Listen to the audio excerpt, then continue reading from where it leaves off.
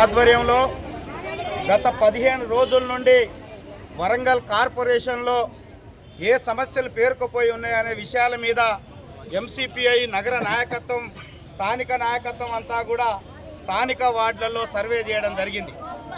ఈ సర్వే సందర్భంగా వాస్తవాలు అనేకం వెలుగులోకి వచ్చాయి. ఏంటా పరిస్థితి అంటే, ఈ కార్పొరేషన్ వెలిసి అనేక సంవత్సరాలు గడుస్తూ ఉంది.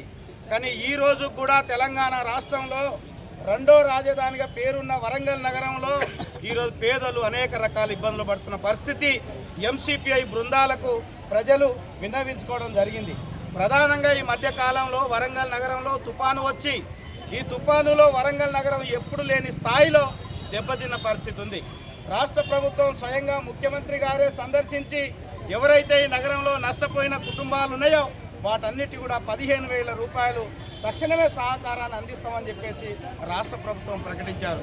కానీ వాస్తవాల్లోకి వెళితే ఈ కార్పొరేషన్ ఇక్కడ అధికారులు పై తూతూ మంత్రాలుగా సర్వే చేసి కేవలం కొద్ది మందికి మాత్రమే ఇచ్చి చాలా కుటుంబాలకు నష్టం చేసిన పరిస్థితి మా దృష్టికి వచ్చాయి.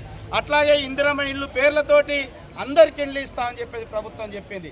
కానీ వాస్తవంగా గ్రౌండ్ లెవెల్లోకి వెళితే చాలామంది పేదోళ్ళకి ఇప్పటికి కూడా ఇందిరమ్మ బిల్లులు రాక మధ్యలో ఆగిపోతున్న పరిస్థితి స్పష్టంగా కనబడతా ఉంది.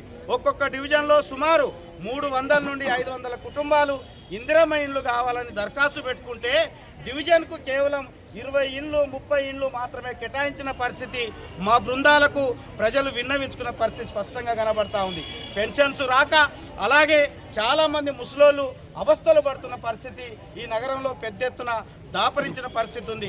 ఎక్కడికక్కడ కోతులు పెరుగుతూ ఉన్నాయి, కుక్కలు పెరుగుతూ ఉన్నాయి. అంతర్గత డ్రైనేజ్ సక్రమంగా లేక అనేక రోగాల బారిన ఈ ప్రజలు పడతా ఉన్నారు.